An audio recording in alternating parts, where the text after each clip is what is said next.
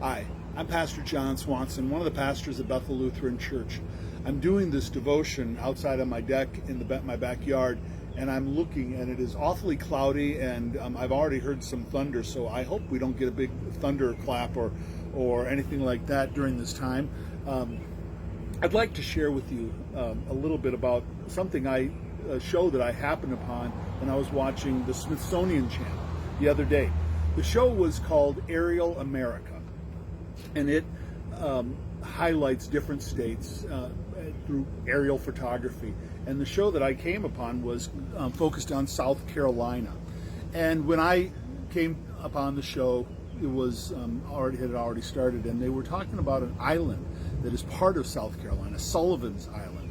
Fort Moultrie, if you know anything about Revolutionary War history, is a fort that's on Sullivan's Island made of palmetto trees and sand, and was able to withstand quite a bit of attack by the English during the Revolutionary War. Another thing that's important about Sullivan's Island is that it was it's referred to as the African American Ellis Island. Throughout the 1700s, Sullivan's Island served as the point of entry for nearly 40% of the millions of Africans who were enslaved in this country. Today, nearly half of all African Americans have ancestors who passed through Sullivan's Island.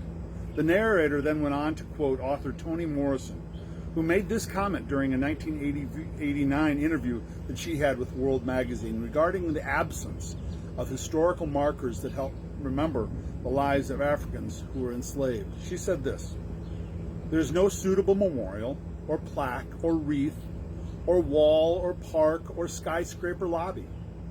There's no 300-foot tower. There's no small bench by the road. There's not even a tree scored, an initial, that I can visit or you can visit." After hearing that, I paused my TV and began to do some internet research. I learned from a New York Times article that was written on July 28th of 2008 that a memorial was now being planned and was being put in place at Sullivan's Island in the form of a black steel memorial bench by the road facing the intercoastal waterway. The bench was secured by the National Park Services, which laid the foundation that included a bronze plaque explaining its significance. It was the first entry in the Bench by the Road project, created by the Toni Morrison Society, a nonprofit group of scholars and readers dedicated to examining Miss Morrison's work. The Society, which was also holding a conference in nearby Charleston when this article was written in 2008, plans in the next 5 years to call on individuals, corporations, and community groups to help them place benches at 10 more sites.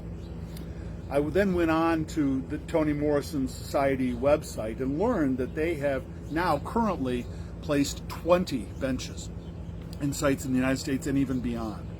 In the New York Times article, Ms. Morrison said that she liked the idea of an unpretentious bench for its simplicity and accessibility.